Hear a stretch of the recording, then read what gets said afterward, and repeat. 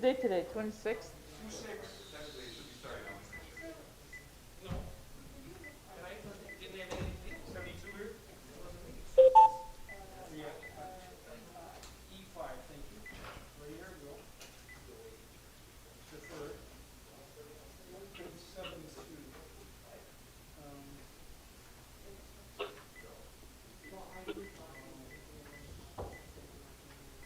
Hello? It's 11, so probably page 12. There we go. This goes right now. Yep. Okay, any property. Even a scoop and see what's big enough. I'm gonna shut up.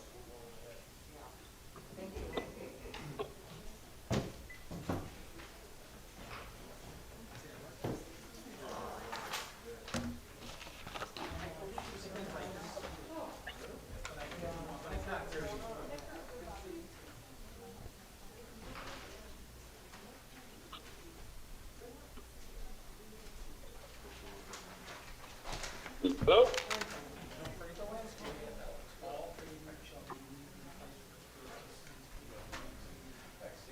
This could be just somebody over there, they just, yeah, Hey, you guys hear me, right? Alderman No. Yeah, we've got to.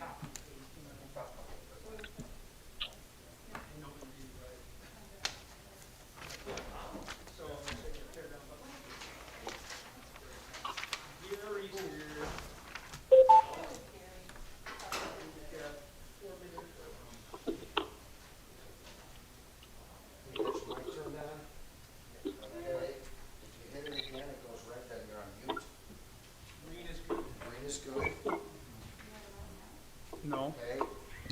Make sure you speak into the mic because it filters through the camera, and then this way, everything that you say is heard on the screen. So make sure you speak in, you don't have to get right up on it, but speak into the mic. This is gonna be the hardest one, as to how we pick up here. We'll see. Yeah, we'll have to play that by ear. Who else is on the line? I have Alderman Nowak. Here? Yeah, Alderman Avila. Thank you. Anyone else on the line? Hopefully everybody's doing well. That's Avila.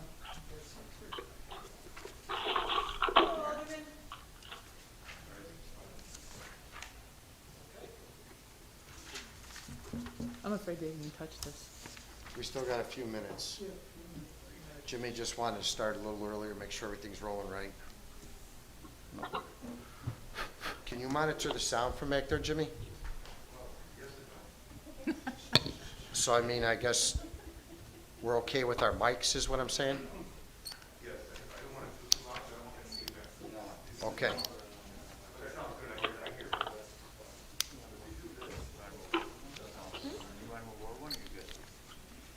I'm fine, but if you're not comfortable, I can move over. You want me to move over?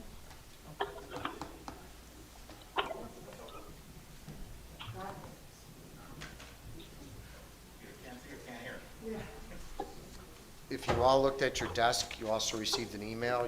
There's a memorandum with respect to what we're going to be doing with the Phase 3 reopenings. So this hasn't been put out to the public yet.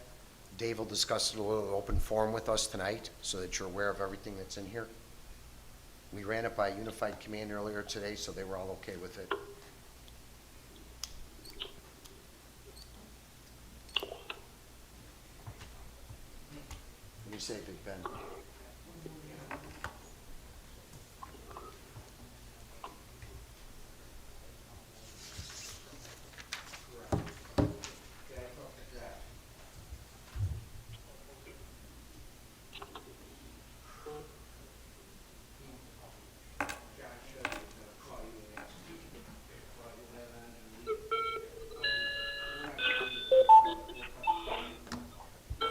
Do we have everybody on the phone, March?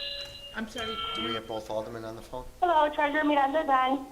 Oh, that's Treasurer Miranda. Okay, We have Alderman Nowak and Alderman Avila on the phone. and treasurer, okay. Yes. Can we call the council meeting to order, please, then? Lennon. Here. Ramirez. Here. Reardon. Here. Fate. Here. Santoy. Here. Ruiz. Here. Avila. Here. Noack. Here. 8 present, Mayor. Okay, if we can all please rise for the Pledge of Allegiance and please remain standing. I pledge allegiance to the flag of the United States of America and to the republic for which it stands, one nation, under God, indivisible, with liberty and justice for all. Justice for all. If we please keep in our thoughts and prayers the passing of Sue Bradley, former City of Berwyn Collection Supervisor, and also the men and women we have on the street tonight.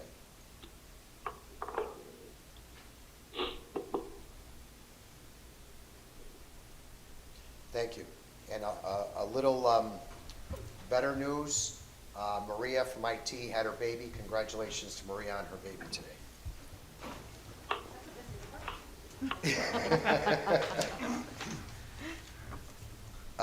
Open forum. Anybody here?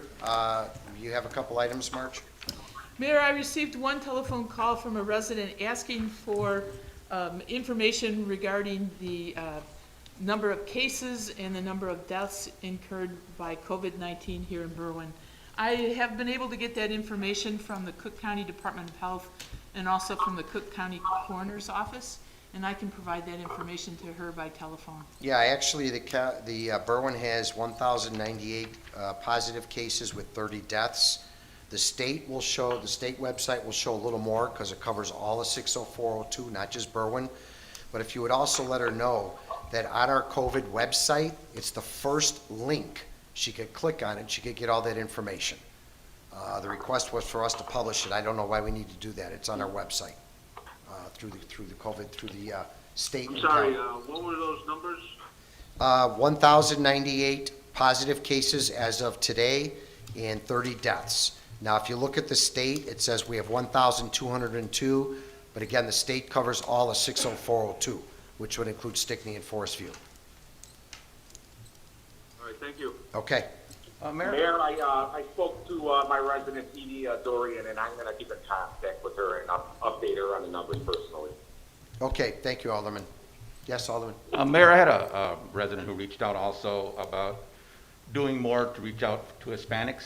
And one of the suggestions that we shot back and forth, does the city, or can the city actively maybe set up a tent at different locations, not every location, but maybe Tony's or La Familia that explains in Spanish to Hispanic families what this is about. I feel we gear people towards our website, and it's a great website, a lot of information on there, but I just feel that we also have a population of Hispanics.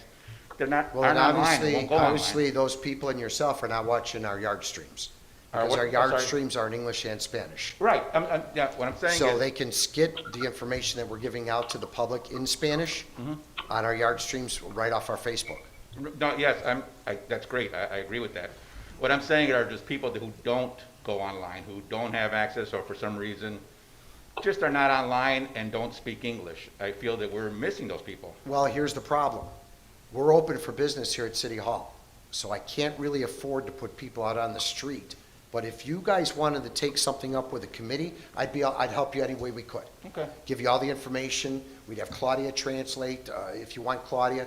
The problem is right now, we're open for business 100%, and it's difficult at best to get people to go out on remote sites to work. Right. Now, we can discuss it with Claudia. I'm sure we'd love to do something like that, but I know she's tied in very heavily with March with the census, and that's been a big push for them right now, too. But we maybe could do something of that nature, but we'd have to have your cooperation and your help with it. Absolutely, and also, I mean, it doesn't necessarily have to fall 100% on the city, because don't we have different organizations that we work with? Yeah. Maybe one of them can come out. Sure. We provide the tent, they provide the manpower or whatever, maybe something like We that. provide the information, yeah, that's not a problem. We could do Okay. something like that. We could possibly engage the BDC to help us with that also. Thank you. Okay. Appreciate it. Alderman, I can make the introduction or reintroduction to Rincon Family Services, and I know there was the Mujeres en Acción or Mujeres Latinas en Acción, just more formally with the city, so whatever I can do with Rincon. Great. And I'm sure Alderman Nowak could contact the Erie House too, because they've been very interested in helping us out with special things too. Okay, that would be. Yep.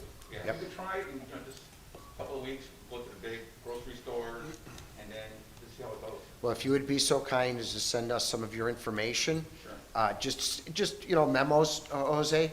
You don't have to give me a whole, and then let me see what I could put together with the help of some of these organizations. I know Rincon's been through Berwyn already, helping us with PPE. So I'm sure these organizations would be more than willing to help us too. Thank you, sir. Okay? Okay, anybody else for open forum? I do have a question, Mayor.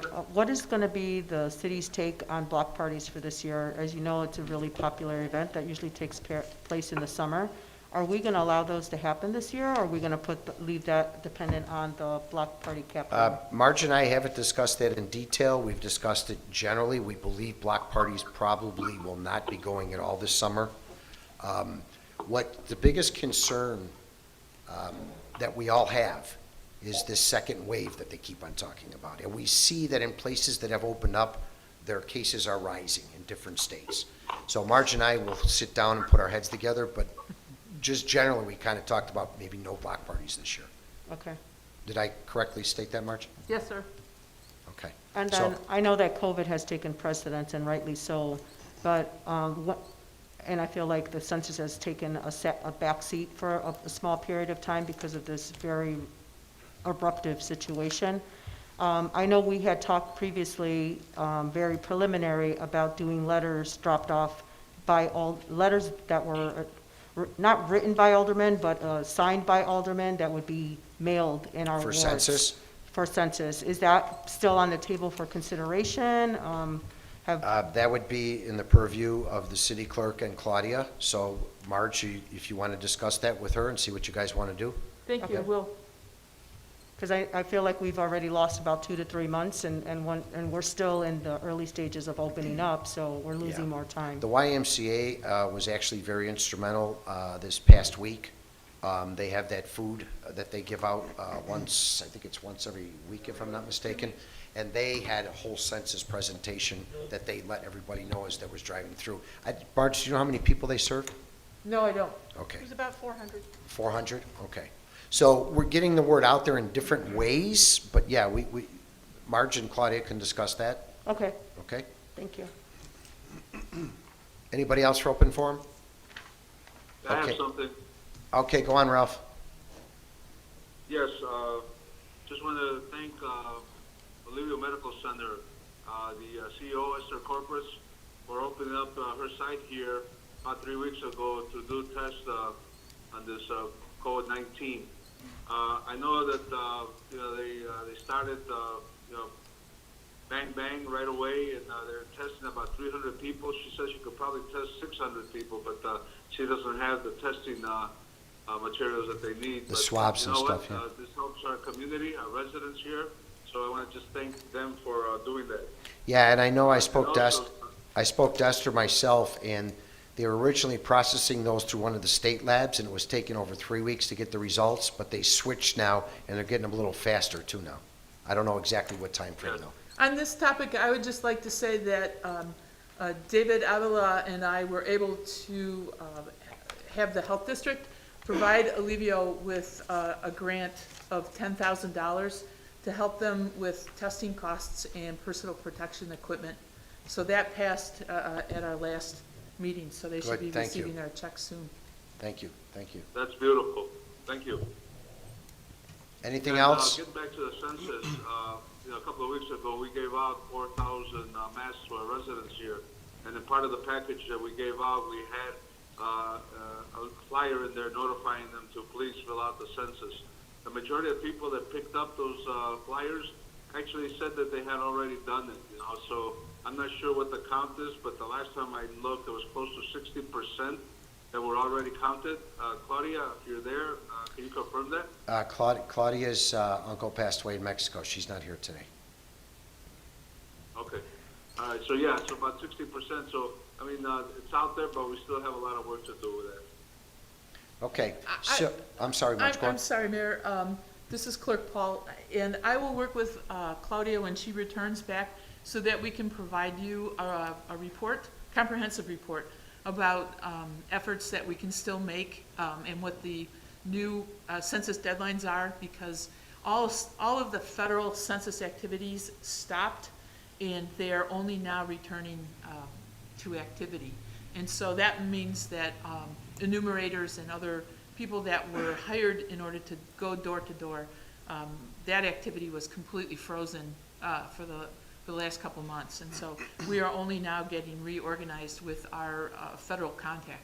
So I think we can pull together a very comprehensive report for you at the next council meeting. And I will say that Marge and Claudia have been basically working on this every day too, so. All right, anybody else for open forum? I just have, a resident called apparently last night. Folks have been liking their M80s particularly, their fireworks, and they're having a grand time throwing them into the home pedestrian way. Into the Home Avenue pedestrian? Is that, you mean that tunnel? Yeah, we've Okay. addressed it before, Mr. Yeah, Mayor, and right. I'm hoping we can escalate what we've done in the All right, the past. chief of police is here. Michael, would you make note of that, please?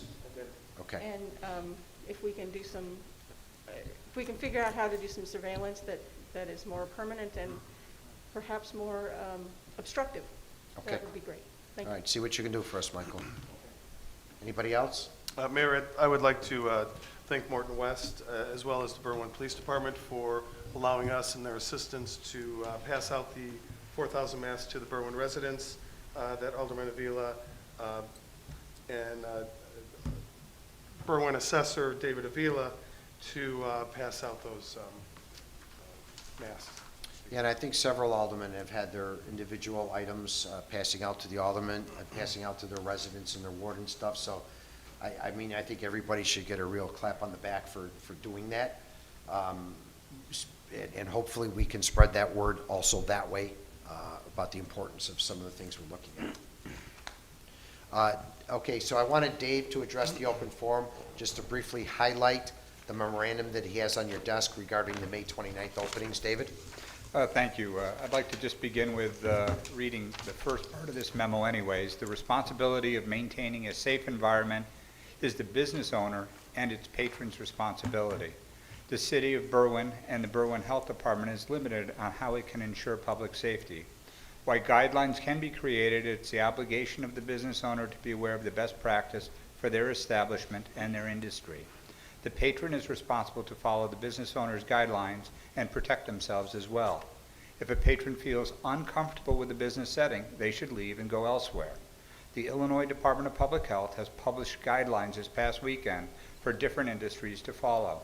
The City of Berwyn will allow local restaurants, bars, and other eating establishments to open for indoor pickup and outdoor dining as of Friday, May 29th, following the below guidelines and obtaining a temporary land use application permit from the City of Berwyn.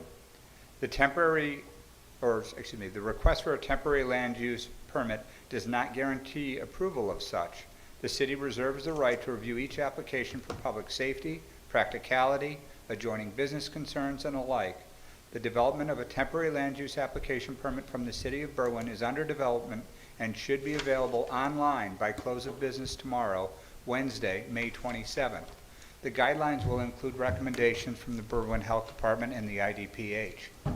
Some of the things that we're now allowing to occur under this particular temporary land use application would be to allow businesses to request street parking spaces for short-term parking and curbside delivery at a maximum of 2 spaces per business.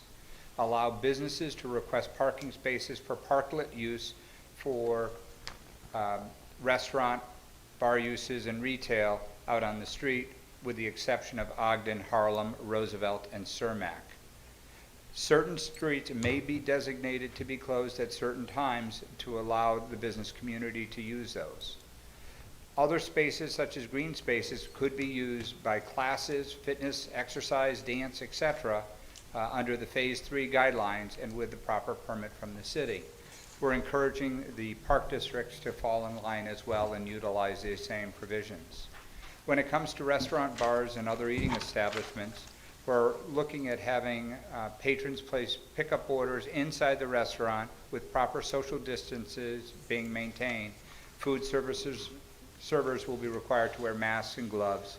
Private parking areas would be allowed to be used for outdoor dining, and access into the patio spaces through restaurants and the bathrooms used for outside diners would be allowed. Eating establishments may extend their eating area on the public right-of-way in front of adjoining businesses with the permission of those businesses. All outside dining must be permitted by the city and follow the designated protocols listed in the application. The hours of operations are now changed. Sunday through Thursday, hours of operation must be ceased by 10 p.m. and music outdoors stopping by 9 p.m. On the weekends, being Friday night and Saturday, music must be turned off by 11 p.m. and business must be closed by midnight. There is no glass to be allowed on any outside dining whatsoever. Businesses with an approved outdoor dining permit that have one existing right now will not need to apply for an outdoor dining authorization again. However, if that restaurateur, bar, or other desires expansion of that area to go onto the right-of-way, the street to sidewalk parking space, they'll require an additional temporary land use application. On the financial side, we're expanding the Finish Line grants to now allow advertising up to $500 per business that they'll be able to get, provided that they mention Berwyn within their ad. The BDC is applying for a $4 million EDA grant to assist the small business community, and the mayor and I will bring that back to you at a later date. But we're getting very favorable reviews that we will get some money there. There's a waiver of fees for outside dining, outdoor tents, and the use of the right-of-way with a temporary land use application. And all uses of the public right-of-way require adding the city as an additional insured. When it comes to PPE, we're going to be providing a registry where you can go online and find out where some of these products can be acquired and who has them. We'll be developing stencils that could be used by the business community to use out on the sidewalks that say "stand here" to designate where those spaces could be. On the communication side, the best practice guides from IDPH and Berwyn Health will be shared publicly on our websites to get out there. And enforcement. Use of tents must be in adherence to the manufacturer guidelines and be properly secured to address the existing wind loads. Prompt removal of tents must occur if wind loads exceed the manufacturer's installation guidelines. And most importantly, the use of a temporary land use permit is a privilege which may be rescinded at any time by the city of Berwyn without cause. That would give you an overview. David, I think one of the things we forgot to add to this is individual tables should be no more than 5 people that come in the same group, and they cannot join tables to make it a larger table, and there must be distancing between tables. I don't think we specifically put that in We here. didn't, I believe the IDPH guidelines say it's 6 people. Okay, 6. Which is a standard picnic table. And so if we continue with that, I think we'll be safe, because it'll be tough to prevent people using And that's fine if we emphasize that, though, in this memorandum that we send to the businesses. Okay. That we should, because we could say follow the IPH guidelines, and nobody's going to look at that. At least if we point out the important parts of it, this way they're of the same ideas that we are. Okay, we'll include that, sir. Yeah, please. Anybody else have anything that they see that they might, yes? Yes, so could you talk about the right-of-way being sidewalk, Cermak Avenue, for example, self-explanatory. What about the Basin Fairway? It's a right-of-way. Those would be for land use permits, yes. So if a business wanted to use the north or south, some spaces, 2, 4, 8 parking spaces for this, it's fair game? They have to apply for it. Again, it's all going to be dependent on other businesses in that area, the parking situation in that area. So that's why we can't say, yes, everybody can do it, but we'll take it on a case-by-case basis. For example, Women's Workout World. They would like to have an area where they can work out because they can't work out inside. Right. I said, let them take some spaces of Basin Fairway because down at that end, parking is sparse. There's a lot of parking available. So we might be able to give them, just like we did to the Oak Street Clinic, for them to do their testing site. We allow them to use some of those spaces in Basin Fairway. We'll have to explain to them how we want it blocked off and all that kind of stuff, but it is a possibility, yes. Okay, yeah, And she reached out to me as well. Yeah, And I and right just away, wanted the an right of way email. though on the sidewalks has to still permit pedestrian thoroughfare. So it has to kind of follow the alfresco rules with how much space has to be open on the sidewalk for pedestrians to be able to walk. But the point is the Mason Fairway is could be part of this application process. Correct. But are they bound by the maximum 2 spaces per business? No, that's gonna be separate, that's gonna be based on the business it is, what other businesses are around there, and again, the parking, how much parking that is utilized there now. Okay. So the 2 spaces that he was talking about is right on the street in front of their business. Excellent. I'm not sure that there's a distinction made in this, and Okay. so I would just ask. All right, take a look at that, Dave? Okay. Because 2, 4, 8. Good numbers. And they can even use, as Dave kind of briefly says in here, they can even use the frontage of a business next door to them, provided they don't, have that type of business, provided they get written permission from that owner and we get that written permission. Very good. Jose? Yeah, I think, Mayor, you did touch on this briefly. So if, because Laverne's already approached me also, and they want to use the public grass, the fairway, does it need to be blocked off? So so people won't be walking through it, it'll be designated, this is Laverne's, they're using this spot here, and some kind of either a rope or something just to delineate it away from everything They else. should do something. Yeah. My main concern with respect to those parklets was Cermak, Ogden, Harlem, and Roosevelt, traffic's too busy. Somebody's gonna get killed, that's why I didn't want it there. Because there's nothing that you could put up that's really gonna barricade those cars on those streets. Yeah. Some of the other places, though, we figured people can do it if they blockade it properly. David has the good idea, the Owner Restaurant Association has signs that they can apply for and get off online, I believe, David, you said, so that they can do that type of area blocking off and stuff. Nice. I think the other distinction, just to make, grassed areas will not be allowed to be used for outdoor dining. Oh, it won't? No, because the health department will not allow it without having a hard surface, because if something falls, the food is going to be on the ground, and then rats and other varmints are going to come to that area and pilferage. So for Laverne's, it would be on the sidewalk? Well, they Well, have they'd have to have a 4-foot clear area. So in some instances, we may find that businesses are not going to be able to get anything additional. They have a Okay. patio at Laverne's, too. Yeah, and I think, but they're asking for additional, is what Yeah, they're asking for. it might be a little difficult around there. If it was hard ground, like David says, maybe they can do it. Most al frescoes are up against the building, but in some areas, we might not be able to do that. We might have to go on the parkway if it's a hard ground. We'd have to check with the health department, but she's gonna respond to David tomorrow on her recommendations, too. Okay. Can you use the grass area for a walkway in that situation? It's a one-off where you can kind of direct people to the grass? Here would be my problem with that. What about the seniors? What about the people walking with kids? ADA issues. Yeah. It's gonna be very difficult. Yeah. But could they, anticipating issues, could they take those snapping pavers that I see for patios that are mobile? They're 12 or 24 by 24 blocks that snap in place and make a hard floor. That doesn't allow food to fall through? That's a possibility. I mean, if people have those ideas and they want to bring them to us on their permit application, we'll review them all. Okay. I mean, we want to try and help as much as possible. Anything that makes sense that doesn't, as David said in the beginning, jeopardize safety, health, things of that nature, we'll look at, we'll be open for it. And then one last question, the parklet, did you find that? Parklet opportunities are in front of us, let's say a parallel spot right in front of the business. You could actually go ahead and put, let's call it 2 cinder blocks stacked with a pole going across to block that area so it could be used as a parkette.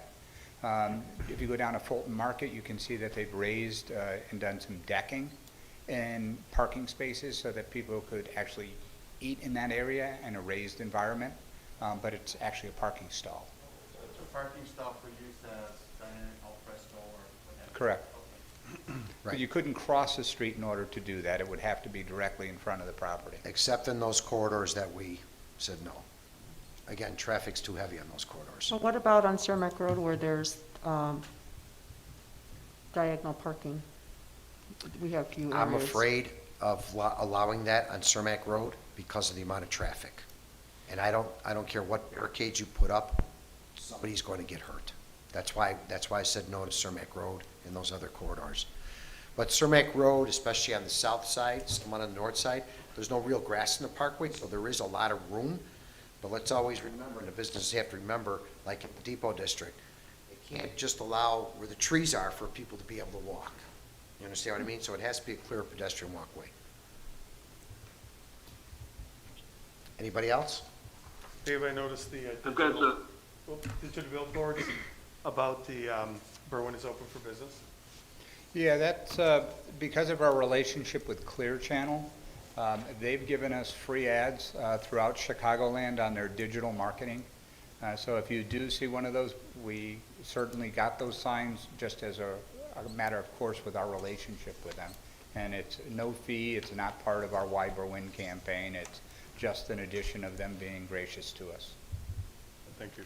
Alderman Avila, did you have something? Mr. Mayor? Yes. Yeah. Got a couple of questions about the opening up the 29th. One of them was the liquor establishment, the bars. Are we allowing people to sit in the bar or no? No. They can traverse through the only bar, outside. they can traverse through the bar in order to get to the outdoor patio or to use the restroom, and that's it. No sitting in the bar, no. Okay. And if somebody has a patio, they don't have to apply for the Yes, they tables do. are outside, right? We want everybody to apply, Alderman, simply because we want to know where everything's going so that should anything arise and we do have to police it, we know what's going on. 7 Okay. says businesses with an And the approved other one outdoor was, need not. I'm sorry? Porta washrooms. The porta washrooms, there was one that called and said, could they have one in their property, the back of their building? I guess if they want one, they should put that in their application, right? Well, yeah, I mean, they should, just to let us know what's going on, but they can always have one. Of course, I don't know why they do that if the other restrooms are open, but that's their business. Okay. All right. I'll let them know that that's what they should do. Okay. Alderman? Thank you. It just says that number 7, under restaurants, bars, and other eating establishments, if they already have it, they don't need to apply. Those are the ones that already have the alfresco license. That's what he's referring to. Because some people may have already sent in for the alfresco license. That's what he means on that. Okay. Right. So they've already been approved for having an alfresco license. But if they're going to vary from that, then they'd have to apply for the variance. Okay, so like Laverne's, they already have something. I don't think they have an alfresco No, license. like no. Capriwood. Lupita's, I think, has an alfresco license. The ones that usually have their fences and gates that are out there, some of them may have already applied. On the outdoor patios, that's not something that we're gonna say no to, we just wanna know what they're doing. That's the only reason we're asking them to put it out there. So Laverne's has an outdoor patio, of course they can use it, just let us know that that's what's going on. Just report it. Right. Thank you. Right, and we want to know what their seating arrangement is, that they're complying with the IDPH guidelines of distancing, and they're going to tell us how many people can be back there, so they're acknowledging, so to speak, if it says that they only can have 30 people back there, that's all that should be back there. Right. I think the other part that the mayor raised, under the IDPH guidelines that just came out, if 50% of a wall area can open up, the IDPH says that you can do inside dining there 8 feet from that wall inwards, but we've decided that no, we were not going to allow that in Berwyn. So the two examples of that would be like the garage or Paisans, where they would say, well, and it's really, when you think about it, it's not that much space that they could technically get inside, because you could only have a table of up to 6 people together. Then you'd have to go 6 more feet down, put another table up, no more than 6 feet. And you could only do that first row along the window space, not going internal. And the mayor and the team discussed it and was said, it's really Pandora's box of saying, once you do that, how are you really going to be able to regulate what's really going on? And what we're really trying to do is not have our police force enforce any of this. We're trying to rely on the businesses for being their own enforcement but obviously the complaints will come in either to you as aldermen or come to us over here.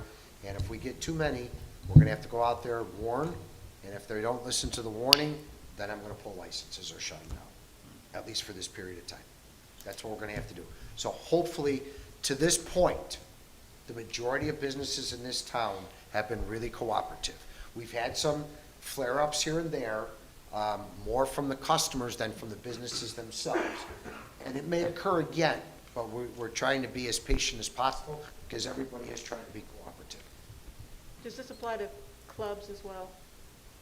I know that there have been some instances where clubs have met in outdoor situations, less than 6 feet apart. The only club that I'm aware of that met was their complaint came in about one of the vets organizations. And really, there was not much we can do regarding that because it's their own club, it's their own house, and they all met in the yard. There was nothing that we were enforcing with respect to any guidelines that they may have violated at that point. We're talking about people that have licenses. Now, if that club has a license and they're trying to conduct that business out there, that's something else. True. And do they have liquor licenses? Is that the same sort of? A lot of them do, but I don't know that this one involved a liquor license at the time. Thank you. Right. Okay? And again, we're doing so much by case basis right now, it's kind of difficult to make stringent. I just get a lot of phone calls of, can't you do anything? And I'm like, I'll get back to you. All right, anything else? All right, guys, thank you for your input on that. If I could have the item C1, please. Item C are the minutes of the City Council regular meeting of May 12th, 2020. The motion that we approve the minutes for a regular council meeting that was held May 12, 2020. Second. Okay, motion by Avila, seconded by Fay to approve the City Council minutes of May 12th, 2020. All those in favor? Aye. Opposed? The ayes have it. Item E1, please. E1 is a communication from Mr. Hulsberg, Executive Director of the Berwyn Development Corporation regarding the first quarter 2020 report. I will make a motion to accept this communication as informational. Second. Motion to accept is informational by Lennon, seconded by Fate. All those in favor? Aye. Opposed? Opposed? Hearing no opposals, motion carried. I'll start asking for a roll call after this because we're going to get into a little different now. Okay. Item E2, please. Item E2 is a communication from the Berwyn Development Corporation, an update on the Why Berwyn campaign. I will make a motion to accept this communication as informational. Second. Motion by Lennon, seconded by Ruiz to consider the communication informational. All those in favor on the call of the roll. Lennon. Aye. Ramirez. I do have a question.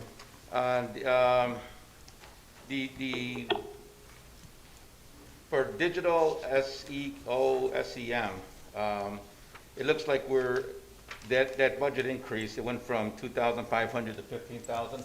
Is that because of the 10,000 for the Oak Park? No, the reason why we actually did a couple things here, because of COVID-19, we kicked back our campaign and we dropped a number of items that we were doing, the CTA platforms and buses, at a tune of 15,000. We're not even moving forward. We renegotiated what we were actually getting on some of our other billboard campaigns, and we were able to go ahead and drop that dollar and get more areas as well. So we saw this particular area of the digital SEO and SEMs as a chance to reach a broader marketplace that we had not touched, and that's really the World Wide Web, where we'd go ahead and do more reach out there because people are at home, they're using their devices even more right now, so we're investing in that particular area. And then we're holding back roughly $18,500 of this budget and not using it at this time because we don't think that there's value in doing it. But should we see something in the future, we'd come back to council and share that with you. Okay. So where it mentions the, where is it? We are working with Visit Oak Park on our Visitors Bureau to leverage our relationship and double our investment. For an extra 10 grand invested, Visit Oak Park will invest 10 grand of their own dollars. So are we investing 10 grand in that? Yes, and we Digital get, part? yes, we are. Okay, where's that coming out of? It's coming out of out of like our billboards campaign, so to speak. Okay. So in the different areas where we can co-brand with them, that's where we take advantage of that. Okay. Well, and what are we getting for that 10 grand? What? Well, we're not giving. Last time we spoke, So- we said we would, go So with partnership. let me provide the clarity. The 10,000 or so that they're getting from the city of Berwyn is not a direct payment from the city. It's money that is collected from food and beverage that the state gets, that they give on a percentage basis back to a convention and visitors bureau. Since we don't have one, that money is basically lost. So what we're able to do is we're able to assign that there, and then they're willing to go ahead and partner with us in saying whatever dollars we spend and can co-brand with them, that gives us the additional marketing. Gotcha. Okay. Your vote, Alderman? Yes. Oh, yes. Okay. It's yes. So, I'm sorry, David, I was with you until you said it's coming out of the billboards account line, but actually it's coming from the state, and so it's not part of this. So there's two things that go on. When we spend money, let's say we spend $10,000 ourselves, we're going to go ahead and go on, let's say we pick their contract for one of our billboards, or a billboard platform, so to speak. They're going to be matching our dollars themselves from Visit Oak Park. They got money originally from the state, which would have been our share to go to a convention and visitors bureau. So it's this little cyclical thing that's going on. We actually have the opportunity of getting more exposure through our relationship with them than $10,000.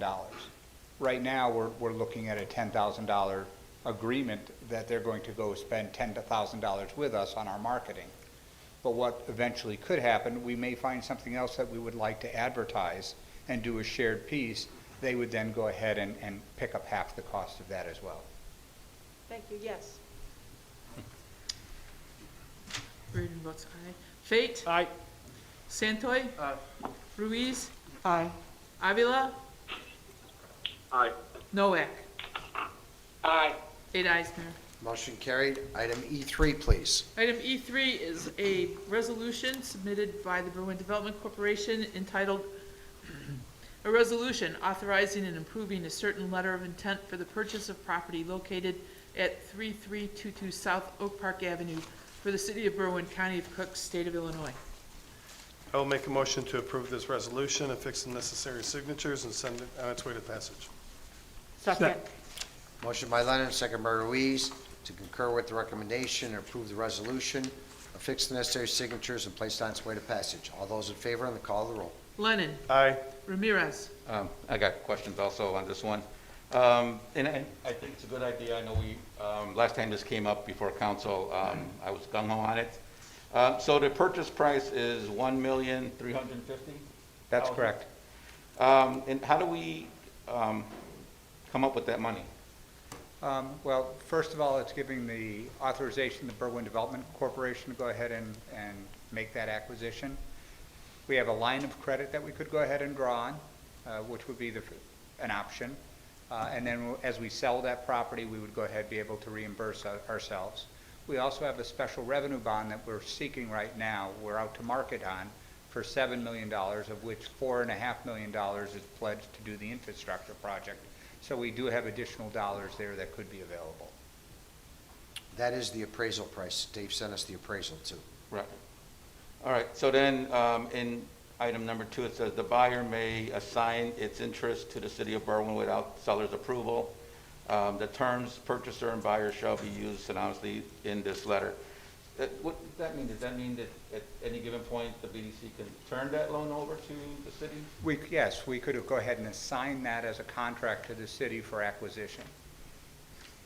And the city could go ahead and decide to go ahead and pursue it or not pursue it. And likewise, we may have an assignment that we might want to do to a developer that's in hand that says, okay, I'm ready to go ahead and do my project. I'll go ahead and close on the property. And that's traditional. You'll see that in commercial contract language. Okay, so this is the value of the property, and our goal is to, well, knock it down and then develop it? No, our goal is actually to get a developer in hand and turn the property over to them without us really ever doing anything. We wouldn't want to demolish the building. We would want to go ahead and assign this to a developer who's going to go ahead and move forward with a project that we support as a community. And then we sell it to the developer? Correct. I'm gonna have to say no. At this time, no. Reardon.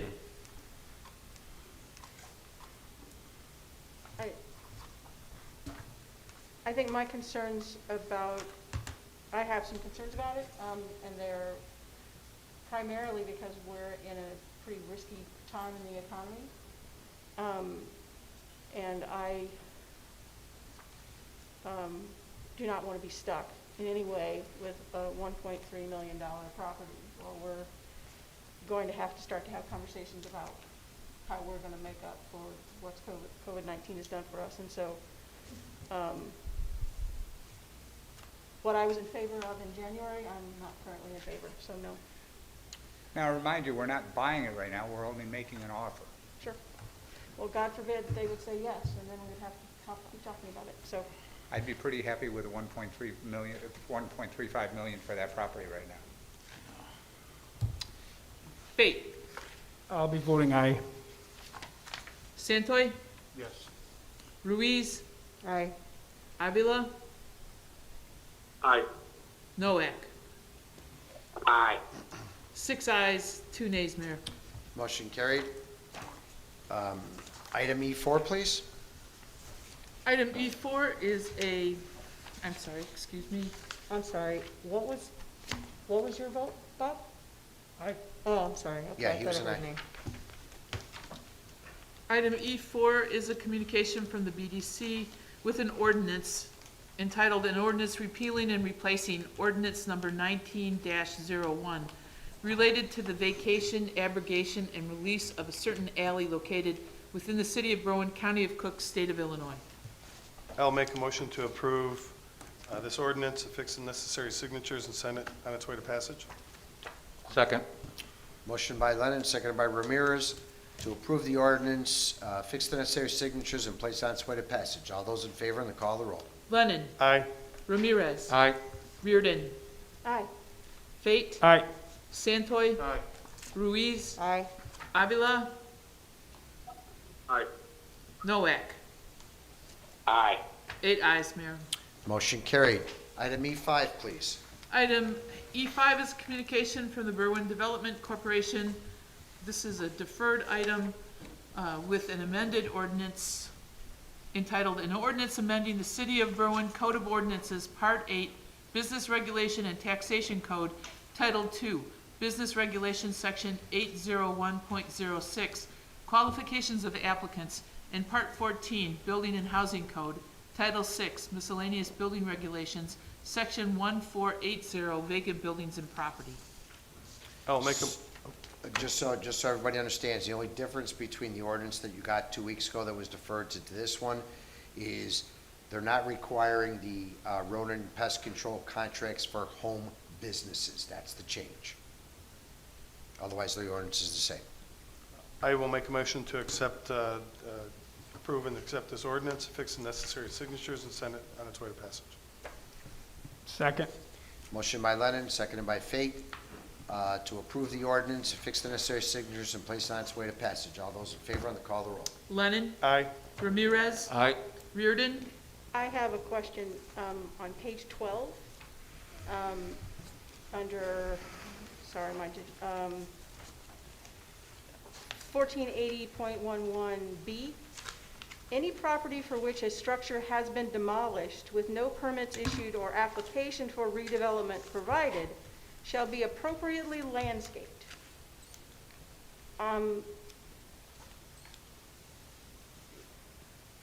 All we care about after they tear down a building without any notification to the city is that they mow the grass? No, it's with no permits issued for redevelopment. Not that there's no permits for tearing it down. No permits issued for redevelopment. Okay, so So their plan is to make it a lot or Well, a they green may have, space? they may have come to us for permits to demolish with plans to build, but they never applied for anything to build or for redevelopment. Therefore, they must bring the lot into landscape quality. Maybe a good example would be the old Burger King lot on Right. Harlem right now. Okay, so it's, That would be the child that you would look at here and say, get it. thank you. Right. Aye. Fate? Aye. Santoy? Aye. Ruiz? Aye. Avila? Aye. Noack? Aye. 8 ayes, Mayor. Motion carried. Item I1, please. Item I1 is a communication from Alderman Santoy regarding minutes of the Budget and Finance Committee. It'd be my motion to submit as informational. Second. Motion by Santoy, second by Ruiz to submit as informational. All those in favor on the call of the roll? Lennon? Aye. Ramirez? Aye. Reardon? Aye. Fate? Aye. Santoy? Ruiz? Aye. Avila? Aye.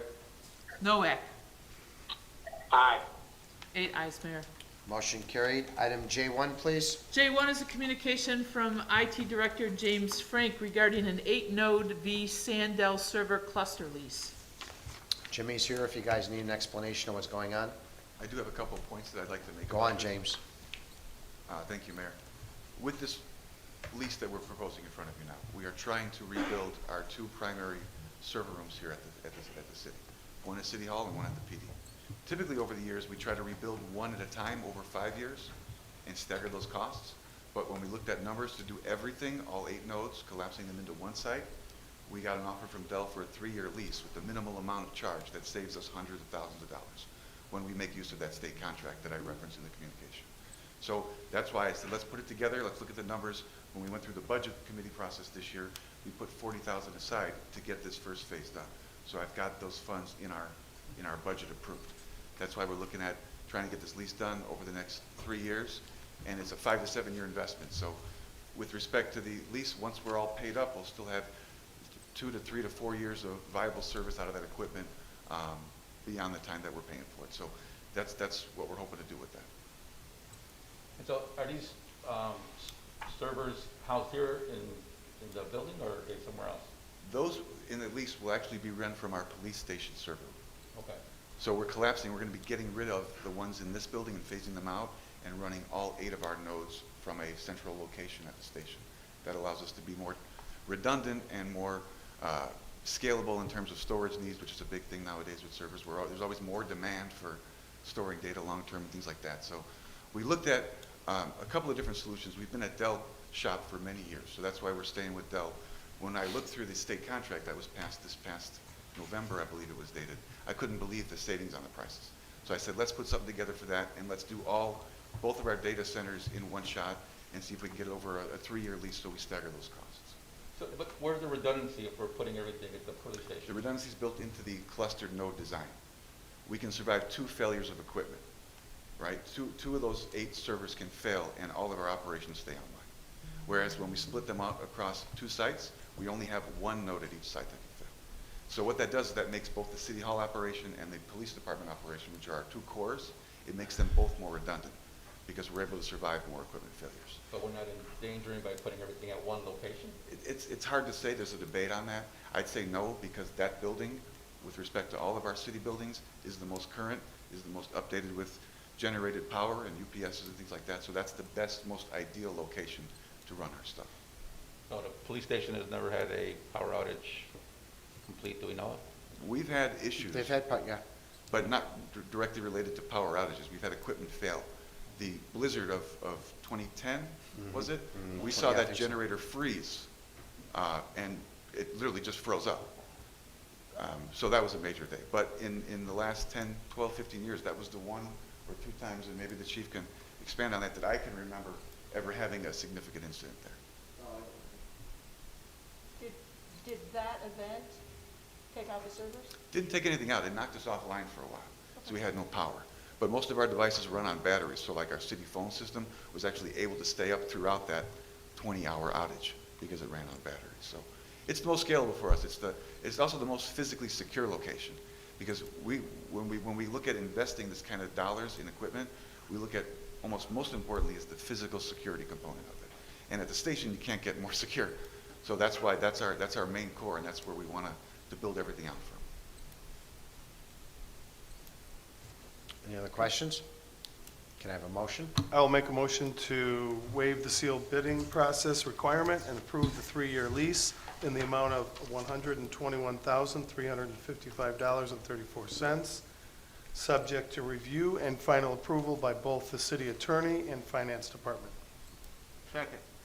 Motion by Lennon, seconded by Santoy, to concur with the recommendation, waive the sealed bid process, approve the 3-year lease in the amount of $121,355.34, subject to review and final approval by the city attorney and finance department. All those in favor on the call of the roll. Lennon. Aye. Ramirez. Aye. Reardon. Aye. Fate. Aye. Santoy. Aye. Ruiz. Aye. Avila. Aye. Noack. Aye. 8 ayes, Mayor. Motion carried. Item J2, please. J2 is a communication from Police Chief Michael Semaglia regarding a reference to changing the scope and existing fine payment structure of current local ordinance and vehicle compliance and city code violation enforcement. Before we go any further, Madam Clerk, I have some appendixes or annexes that have to go with this ordinance. There's 2, Annex G and Annex H. You want me to give them to you, or you want me to hand them out to everybody individually? I have enough here for all 8 aldermen, you, the mayor, and the city attorney. This is going to be referred to Budget Committee and Law Department, but I would give every alderman one of those copies if you can, as well as the clerk, Okay. because that's where you want to refer to, correct? Yeah, I didn't know if she wanted me to do them out, or if she wants to scan them and email them to everybody, because there's a couple that aren't here. Your call, Marge.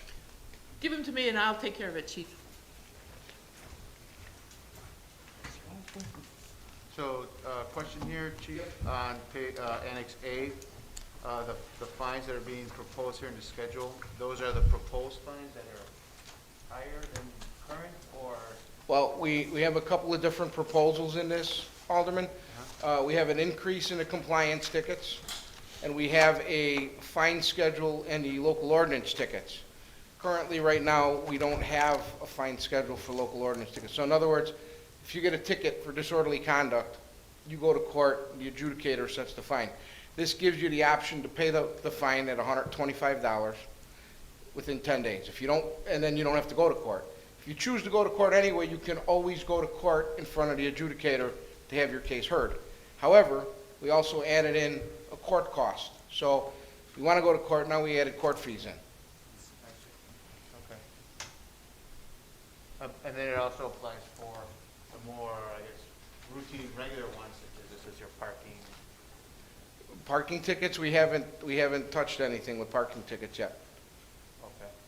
This is strictly for local ordinance tickets and compliance tickets, and all of the ordinance violations that I just handed to the clerk, those are the ordinance violations that we're talking Well, about. the schedule of fines in Annex A does address parking tickets, if paid within time or paid after time.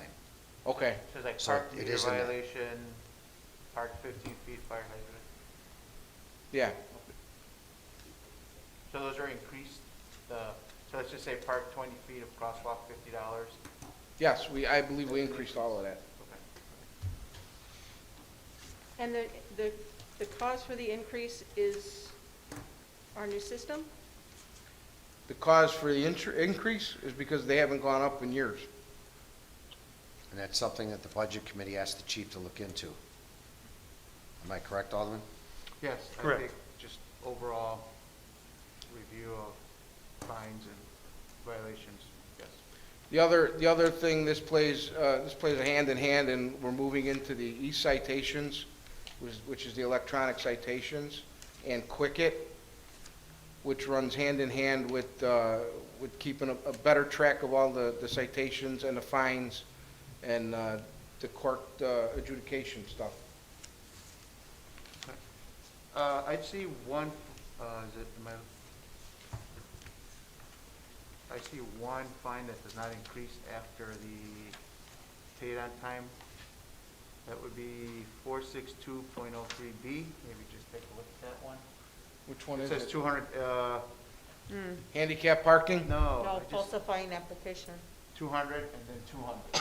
And then go up. So- I'll have them take a look at that. They spent a couple of weeks putting all of this together, and I didn't have those other documents for everybody until today, so they just completed it today, but I wanted to get it on the council floor to get it to the budget committee and to the law department, because we're cutting, we're on a time constraint with Quicket and stuff, E-citation. e-citations. And one of the problems we're experiencing is with the local court to begin with. Now, all this is generally in our local adjudication.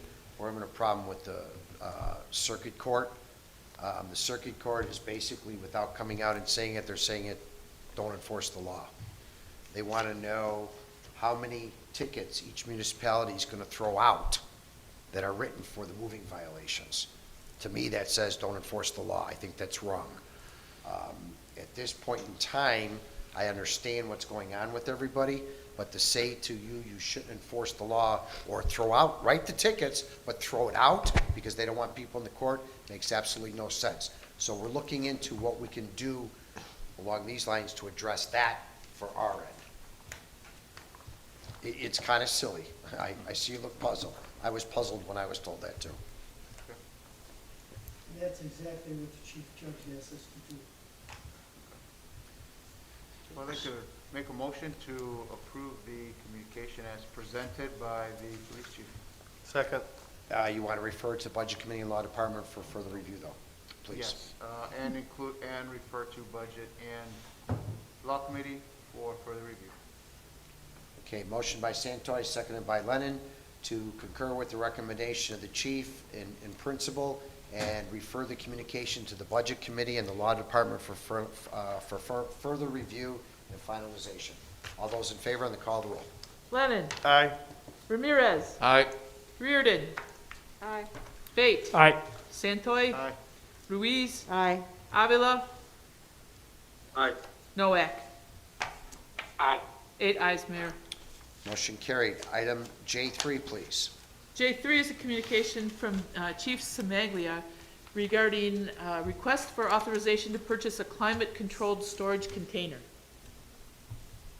Make a motion that we concur with Chief Samaglia and enter into a contract with with Con Global for a 20-foot metal shipping container with two 12-foot square vents, a turbine fan, and HVAC system that includes 11,800 BTU unit, exterior grill, and wall sleeves for an approximate cost of $3,910. Second. Motion by Avila, seconded by Noack, to concur with the recommendation of the chief and allow the purchase of the ITS Con Global 20-foot metal shipping container for the price of $3,910. All those in favor on the call of the roll? Lennon. Aye. Ramirez. Question, Chief, where is the current container? More than one, I believe, but you got rid of some. Well, we had, at one point in time, we had 3, and they were located behind the police station. We since have gotten rid of 2. We still have the 1, but it's still a trap for mold. Everything we put in there gets moldy. Okay. And now we have, it's infested with rats and rodents also. So by getting rid of the 40-foot container, it'll free up some more space. We don't need anything that big. A 20-foot container will be sufficient, but we need the climate control to prevent the mold and to prevent the metal cans from all the arsons from rust. Okay, and this is going to go to the same place? Yes. Aye. Reardon. Aye. Fate. Aye. Santoy. Aye. Ruiz. Aye. Avila. Aye. Noack. Aye. 8 ayes, Mayor. Thank you. Motion carried. Item J4, please. J4 is a communication from Fire Chief Hayes requesting to waive the bidding process and purchase 3 new Zoll X series monitored defibrillators. Chief, The did you motion want? that we concur with Chief Hayes, enter into agreement, enter into a contract with Zoll Medical Corporation for the purchase of 3 X series manual monitor defibrillators from Zoll Medical Corporation for a total of $90,831.90, and waive the bidding process. Second. Motion by Avila, seconded by Lennon, to concur with the recommendation of Chief Hayes and waive the sealed bidding process and purchase the series manual monitor defibrillator from Zoll Medical Corp. for the total cost of $90,831.90. All those in favor on the call of the roll? Lennon? Aye. Ramirez? Chief, why are we Yes. waiving the bidding process? Well, a couple reasons, Alderman. First of all, Zoll is the program that our resource hospital uses, which is Loyola, as you're well aware. This vendor is the sole vendor, so he's the territory manager. In fact, this was bid, competitively bid with other types of monitors by Lockport Fire District for the entire hospital, for all the municipality fire departments in that hospital system. And this was a lower price. We received a 10% discount through that process. So at one point, it was competitively bid earlier this year. Second, the 10% that we are receiving, last year, the FDA mandated that three of our current monitors will no longer be able to use. So we're forced, unfunded mandate, however, we're forced to do something. Last year, we went out and got some prices, and we were over 125, 130,000. So we budgeted for that for 120. They came in with this competitive bid in Lockport for the 90,000, with which also guarantees us 10% discount on all the supplies that we need in the future for this also. Even though I don't like non-bids, I will vote yes. Well, in essence, it was bid. Right. They saved us the trouble of going through the bid process, and we did receive, we can't get better pricing than that, so. On your word, I will vote yes. Thank you. Reardon? Aye. Fate? Aye. Santoy? Ruiz? Aye. Avila? Aye. Noack? Aye. 8 ayes, Mayor. Motion carried. The consent agenda? Thank you. Make a motion that we approve the consent agenda as presented. Second. Motion by Avila, seconded by Santoy, to approve the consent agenda as presented. All those in favor? Aye. Opposed? Aye. The ayes have it. Again, is anybody intending on calling an aldermanic committee meeting? Are you going to call one for budget? I will, but not at this minute. Okay. Other than that, yes. I just have a ward meeting that was supposed to be last week, but Zoom hated me, so it's Thursday, 6:30. We'll be talking water and assessments and all of the joys that go along with those things, Tell people to appeal their assessments. over and over again. Anybody else intending on any meetings? Okay, then can I have a motion to Adjourn. Ralph Motion adjourned. or Noack? Second. I said motion to adjourn. Do we have a motion to adjourn in a second? Okay. Motion, I believe, was by Noack, seconded by Reardon. All those in favor? Aye. Opposed? The ayes have it. Aye. Thank you. Have a good night, everyone. Thank you.